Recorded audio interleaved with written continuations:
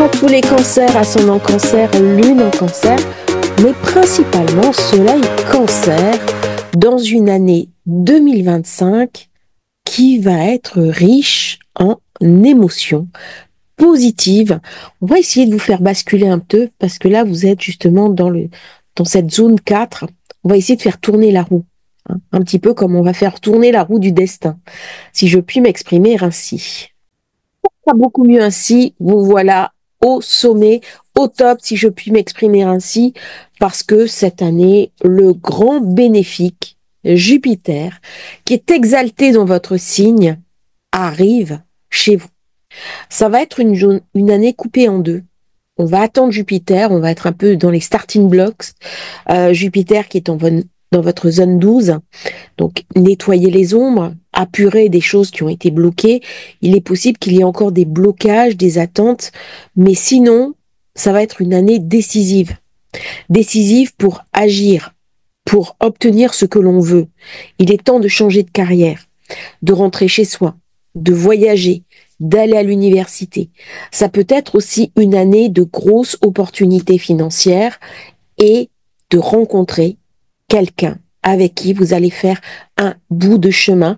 Lorsque Jupiter arrive, il amène forcément beaucoup de cadeaux, donc il va y avoir de l'expansion. Peut-être une promotion, la promotion de votre vie que vous attendez. Peut-être une proposition que vous ne pouvez pas refuser, la publication de votre premier ouvrage, votre premier long métrage, plein de choses positives du moment où Jupiter arrive chez vous. Alors, à mesurer quand même, 2025 va quand même être une année tendue pour la majorité d'entre nous, de par les configurations du ciel en présence, mais vous ferez partie des signes chanceux cette année et vous allez pouvoir bénéficier d'un flux positif et aussi d'une forme de protection dont Jupiter n'est pas avare. Tous les événements planétaires majeurs de l'année. Mars, retour dans le cancer le 7 janvier, ça va ramener bien sûr de l'animation chez vous. Ce qui n'aura pas pu être réglé va devoir être apuré. On va en parler un petit peu plus loin dans la vidéo. Il sera direct le 25 février et là vous allez avoir une vraie poussée d'énergie, une poussée en avant, comme si quelque chose qui avait été retenu va enfin se lâcher. Nous aurons Vénus rétro dans le bélier poisson le 3 mars, elle redeviendra directe le 14 avril. Un petit peu avant, cette conjonction Vénus, nœud nord, Neptune, Lune dans le poisson, ça c'est début février. Ça se fait en zone 9 pour vous, voyage, formation, grandes idées, philosophie, très bonne période pour découvrir sa spiritualité, se former, se réorienter. 2025 va être une année très challengeante. Au niveau numérologie, c'est une année 9. Alors, le cancer, qui est dominé par la Lune, a l'habitude du changement. La Lune est cyclique, mais ça peut venir justement tester votre émotivité et vous mettre en difficulté parce qu'il ne faudra pas succomber aux peurs, aux angoisses, aux inquiétudes. En 2025, ça va vraiment être l'année pour muscler un petit peu son adaptabilité, pour répondre favorablement aux nouvelles propositions qui vont nous être faites. On sait qu'au niveau métier, activité professionnelle, il va y avoir de la récession, ça va être beaucoup plus difficile, mais justement, avec Jupiter qui arrive chez vous le 10 juin, eh bien du 10 juin au 12 novembre, là, il y a une très belle fenêtre, profitez-en. Il vous amènera de très belles choses. On est en zone 1, on va parler de croissance personnelle, on va parler de leadership, on va parler de mettre en œuvre ses projets. Regardez les choses avec enthousiasme. Ne vous laissez pas polluer par la morosité ambiante. C'est vraiment une période pour, je dirais, aller de l'avant. Et quoi qu'il arrive autour de vous, gardez confiance en vous, c'est très important. Saturne sera en bélier à partir du 26 mai, il sera rétro du 14 juillet au 29 novembre. Il rejoindra Neptune, qui lui sera passé le 31 mars. Vous voyez cette conjonction Saturne, Neptune, dans le bélier, elle est très importante. Vous avez les dates, hein, Neptune. Rétro 5 juillet, direct le 11 décembre. Bon, je vous ai mis. Pour vous, le bélier, ça change complètement des énergies du poisson. Le poisson, c'est très intéressant. Il me rend spirituel, il me rend perceptible, il affine un petit peu ma vie ésotérique, ma spiritualité, mais il me rend aussi nébuleux, un petit peu trouble. J'ai tendance à m'illusionner. Là, on est en secteur 10. Secteur 10, ça veut dire la carrière, le travail, l'élévation. Alors, pour un certain nombre de personnes cancer, il y a des promotions à venir importantes, il y a de l'élévation, on va parler vraiment ascension professionnelle avec de très belles perspectives.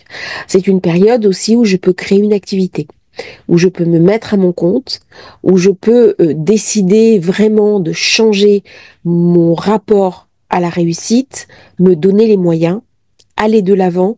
C'est une période où je vais beaucoup travailler, beaucoup m'investir, pas forcément dans des tâches qui me plairont totalement par Saturne, mais des tâches nécessaires pour atteindre les objectifs que je me serais fixés. Uranus, très important, va rentrer dans votre zone d'ombre à partir du 8 juillet. Ça va amener, pour vous, Cancer, la nécessité de changer. Il va y avoir des brusques revirements, il va y avoir de la motivation, il va y avoir des choses soudaines qui vont arriver un petit peu comme des coups de tonnerre. Donc ça peut venir déstabiliser vos intériorités qui restent quand même sensibles, hein. Donc ne vous inquiétez pas, ça fait aussi partie de la vie. Acceptez ces changements comme quelque chose de challengeant. Et vous aurez bien sûr Pluton en Verseau. Alors ça va être très important pour les personnes qui ont le soleil cancer, parce que ça met l'accent sur vos finances. Ça met l'accent sur la trésorerie, les héritages, la spéculation, tout ce qui va me permettre d'acquérir de la trésorerie en dehors de mon travail habituel. Donc ça va me ramener de la chance. N'oublions pas que Pluton, c'est le riche. Et avec le nœud nord qui se trouve Poisson, dans la zone 9, cela va m'amener à une très grande spiritualité, à un besoin de méditer, de me replier un petit peu sur moi. Attention, parce que durant cette période, avec Mars rétro, je peux avoir tendance à rester dans ma grotte, à rester en solitaire, parce que j'ai besoin de me ressourcer. Le cancer est un signe qui, de temps en temps, a besoin de solitude, a besoin de paix, de sérénité, parce qu'il est sensible. Sensible non seulement aux personnes, aux événements, mais aussi aux énergies ambiantes. C'est ainsi qu'il fonctionne. Et donc, il a besoin de se ressourcer de manière positive. Voilà un petit peu les périodes importantes. On passe maintenant dans l'approfondissement. Commencer par parler de Mars, hein, qui est rentré dans le signe du Cancer 2024, début septembre. Là, quelle décision avez-vous été amené à prendre? Mars, c'est le guerrier, c'est l'action, c'est ce qui se met en avant. Il coupe, il tranche. Il ne se soucie pas de savoir si on tient à son travail, à une relation, à quelque chose. Il vient pour séparer. C'est un principe qui entame notre vie. Il vient créer une coupure, mais il permet aussi de passer à autre chose. C'est un principe d'évolution, c'est un principe de mouvement. Alors si je ne lui donne pas corps, si je m'accroche désespérément à ce à quoi je tiens, eh ben je ne vais pas prendre le train qui passe. Et du coup, il ne va pas pouvoir agir comme il le devrait. Mars va rester très longtemps dans le signe du Cancer. C'est un élément déterminant de 2025, presque 6 mois après une période de rétrogradation dans le Lion. Depuis août 77 jusqu'au printemps 78, ça ne s'était pas produit. Pour ceux qui se souviennent de cette période-là, il y en a qui regardent la chaîne, eh bien, essayez de vous rappeler ce qui s'est passé à ce moment-là et vous aurez des indications. Durant la période de septembre 2024, quelle décision avez-vous prise? Qu'est-ce qui s'est passé? Quel choix avez-vous été amené à faire? Peut-être pas été au bout, hein. Du coup, il est passé dans le Lion et il revient dans le Cancer le 6 janvier.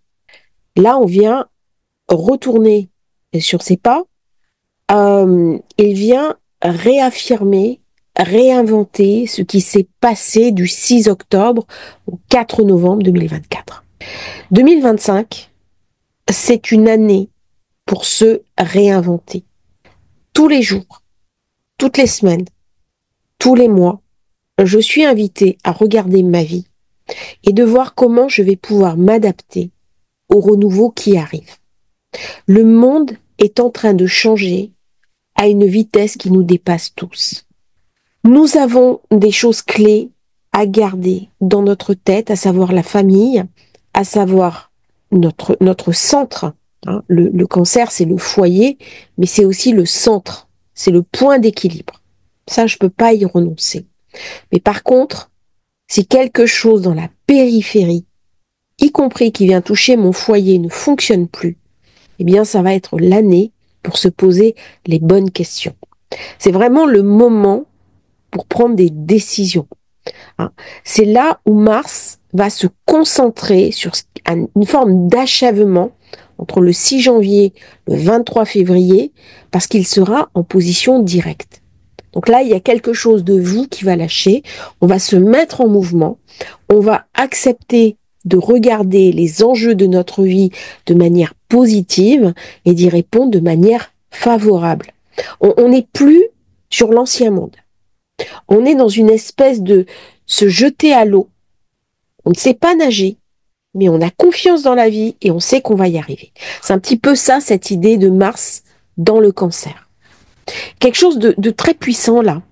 Alors que ce n'est pas une planète qui est tellement en affinité avec le cancer, hein, il est en faiblesse, mais par contre, il m'oblige à me réinventer, à m'intérioriser, à voir ce qui ne fonctionne plus dans ma vie et donc d'y répondre. Dès qu'il va passer dans le lion, il va revenir me parler bien sûr d'argent, de bien-être financier, de lifestyle, de régime alimentaire. On doit faire des choix. Il y a des opportunités à saisir.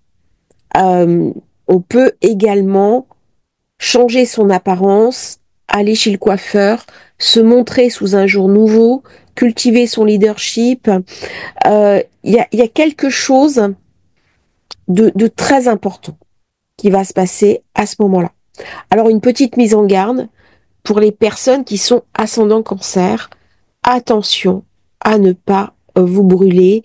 Attention parce que dans ces configurations-là, on peut avoir une blessure, notamment une blessure domestique. Une brûlure, tombe d'une échelle, on froisse une aile de voiture. Bref, il y a quelque chose là d'un petit peu tendu, spécialement pour les ascendants cancer. Dans ces configurations, Mars insiste également sur mes relations de couple. C'est une épée tranchante. Soit on revisite l'équilibre du couple, soit il peut y avoir une rupture ou un renouveau. Si je ne suis plus en phase avec la personne avec laquelle je vis, des décisions vont être prises, principalement avec Uranus, toujours dans le Taureau. Une fois que Uranus sera passé dans le Gémeaux, ça sera un petit peu plus simple. Là, on va passer à l'action. Si au contraire, je suis avec une personne que j'aime, je suis avec un partenaire qui compte ou une partenaire qui compte pour moi, mais que je suis énervée, je vais être invitée à me calmer, à prendre sur moi. Parce que là, les tensions à l'extérieur de la maison peuvent me rendre irascible lorsque je rentre le soir. Ça va être important dans ces périodes de ne pas rentrer en surchauffe. Attention, parce que là, il peut y avoir du burn-out. Il peut y avoir un excès d'activité, un excès de sollicitation. Du coup, je n'arrive pas à me reposer, je n'arrive pas à débrancher et je deviens incapable de répondre favorablement aux sollicitations de mon travail. Donc là, il y a beaucoup de tension. Beaucoup de tension parce que c'est comme si on ramenait trop de dossiers chez soi, de son travail, et à un moment donné, épuisement. En mars, Mars sera hors limite. Ça peut me rendre très irascible. ça peut me rendre très énervée. Je peux avoir tendance à vouloir protéger ma famille. Durant cette période, d'ailleurs, on va entendre parler de groupes rivaux qui vont s'affronter euh, pour peut-être au niveau national, hein, sur des guerres de territoire. Voilà. Ça, c'est typique, hein, de Mars hors limite, qui devient assez belliqueux. Du coup, c'est difficile à porter quand on est un signe comme le cancer. C'est vrai que Mars, le turbulent, il n'est pas à l'aise. Il n'est pas à l'aise parce que c'est un signe qui est tout en sensibilité, en douceur, en rondeur. Et là, il y a un espèce de grand cyclone qui arrive. Et heureusement, il quitte le cancer le 18 avril. Donc là, vous allez pouvoir un petit peu souffler après. Il y a quelque chose qui s'apaise dans votre vie. Alors, c'est toujours sur une boucle de Casimi, hein, qui s'était déroulée. Euh, c'est une année qui va parler aussi d'un aspect Capricorne, qui va parler de ce nœud nord qui va rentrer en conjonction avec Mars dans le Poisson, signe avec lequel vous êtes particulièrement en affinité. C'est le secteur 9. C'est le secteur des hautes études, de l'enseignement ésotérique. On peut reprendre des études, donner un enseignement, suivre une formation, faire un voyage, s'expatrier, apprendre une langue étrangère, publier un livre. On peut se pousser dans une conception maison neuve, parce qu'en plus, on va recevoir Jupiter chez soi. Donc, c'est une maison qui est très agréable, très intellectuelle, c'est une maison pour se cultiver, et 2025 va être une année pour se remplir d'informations, de savoir, de connaissances, et prendre vraiment du temps pour apprendre. Nous aurons la saison des éclipses dans votre secteur 3 et votre secteur 9. Autant dire que ça va mettre l'accent sur l'entourage, les frères, les sœurs, les voisins, les voyages. On peut se déplacer durant ces périodes, faire des grands voyages, hein, type maison 9, ou au contraire partir en week-end, maison 3. Très bien pour toutes les personnes qui se déplacent avec leur travail, les personnes qui sont hôtesses de l'air, stewards, pilotes, les personnes qui ont des affaires autour du monde ou qui ont des bureaux dans différentes parties de la France. Ça va être assez remuant. Ça va être une période intense qui va ramener des nouvelles orientations professionnelles, des nouvelles responsabilités, comme je l'ai dit dans l'introduction. On va me parler aussi de la nécessité d'aller sur les réseaux sociaux, d'échanger, peut-être de rencontrer quelqu'un. Il peut y avoir un souci avec un frère, une sœur, un projet d'écriture. Il est temps de mettre un terme à un parcours éducatif qui ne vous conviendrait plus. Si vous faites des études et qu'elles ne vous correspondent pas, eh bien, prenez une orientation différente. C'est le moment vraiment pour acquérir des nouvelles compétences. Si dans votre métier, vous n'êtes pas à votre place, eh bien, changez. Faites-vous confiance parce que il y a beaucoup de bouleversements en 2025 et au plus on va mettre en œuvre du changement pour préparer le cycle d'après, parce que 2026, on va recommencer en année 1, nouveau cycle, perturbation, changement, bouleversement, eh bien vous êtes invité à suivre cette roue de l'existence qui est au fond très dynamique. Au niveau de la carrière, on l'a vu, hein, sur ce secteur bélier très important, eh bien là, qu'est-ce qui se passe? J'ai besoin de me recentrer. Qu'est-ce qui est vraiment important pour moi? Je vais avoir Saturne, Neptune qui vont rentrer dans cette zone. C'est un signe de feu. C'est un signe avec lequel je ne suis pas forcément en affinité. Et du coup, je vais être contrainte. Je vais être obligée de me dépasser.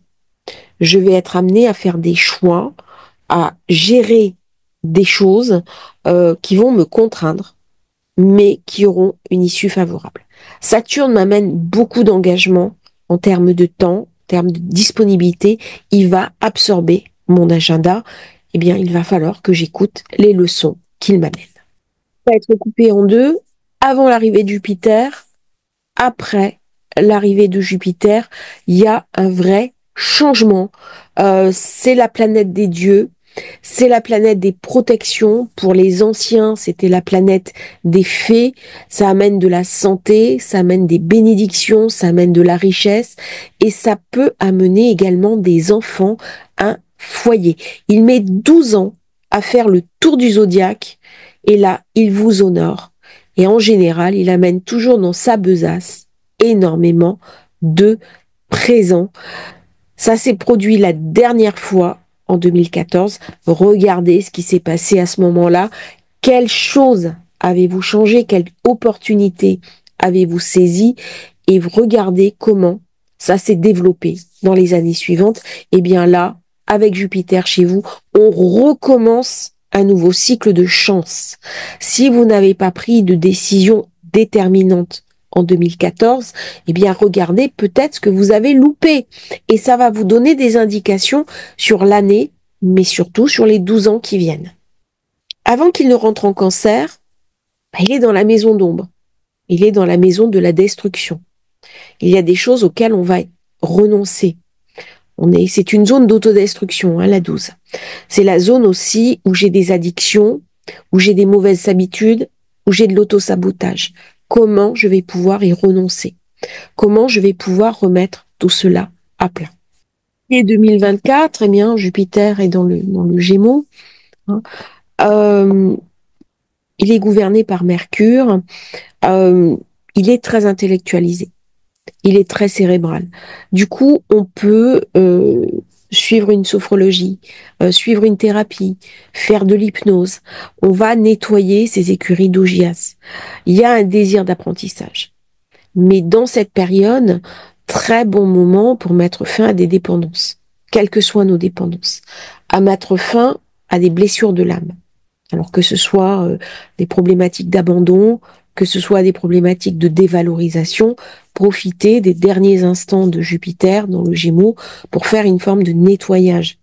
Lorsqu'il va passer dans votre signe, donc là il est ici, Jupiter il passe dans le Cancer, il est symboliquement en zone 1, eh bien là, il y a un redémarrage. Il y a quelque chose de très positif. On met un terme à ces déceptions, on ramène de l'espoir, on ramène de la réussite. Là où passe Jupiter, il amène forcément de la vérité, il amène de la sagesse, il amène aussi un éclairage. Par contre, attention, il peut aussi nous éblouir. Soyez vigilants sur les décisions à prendre. 2025 va être une année très challengeante. Et vous aurez la chance justement d'avoir le grand bénéfique avec vous. Mais non seulement c'est une chance pour vous, mais c'est aussi une chance pour le monde. Parce que Jupiter, vu les configurations en présence, il nous protégera tous dans le signe de l'écrevisse. Pourquoi? Parce qu'il est en exaltation. Donc ça va être un point d'équilibre. Ça va être un point d'équilibre assez bénéfique, un petit peu comme un levier de protection, comme un sas, où on va se dire on ne peut pas aller vers le pire. Il va arranger les choses. Il va arranger la santé, il va arranger les conflits, il va arranger le côté financier, il va vous amener des petites opportunités. Alors attention, parce que des fois, il peut être décevant aussi. On attend quelque chose, et puis il met du temps avant de conclure. Mais quand même, hein, c'est une période favorable. On peut attendre un enfant, fonder une famille, être embauché. Vous voyez, il y a plein de choses agréables qui arrivent avec sa présence. Par contre, on peut prendre un petit peu d'embonpoint, parce que Jupiter, il nous fait gonfler, il nous rend plus gourmands. Les cancers qui sont solitaires, ils vont chercher des rencontres. Ils auront besoin d'une autre personne. Ça sera beaucoup plus joyeux. Alors, n'hésitez pas à faire des rencontres, à vous ouvrir aux autres, à aller de l'avant. Il y a certaines personnes qui viennent me voir, qui me disent, bon, je souffre un petit peu de solitude, et j'en dis, allez-y, hein, rencontrez du monde, sortez, exprimez-vous. Si vous êtes en couple, eh bien, au contraire, il va y avoir un regain d'intérêt. On va un petit peu apaiser les tensions précédentes, qui ont pu être nombreuses avec Jupiter en Gémeaux, mais là, on va reconnaître votre générosité, votre sagesse. Il y a quelque chose de très bienveillant, de très généreux chez le Cancer. Et donc, une nouvelle graine qui est en train de se planter. Si vous avez des enfants, eh bien, ils vont recevoir beaucoup de générosité, de bienveillance de votre part. Ils vont aussi mieux reconnaître vos qualités. Tant que Jupiter est dans le Gémeaux, on a l'impression que ça frotte un petit peu avec les enfants. Hein. Donc là, il y a quelque chose de très créatif, quelque chose de très positif.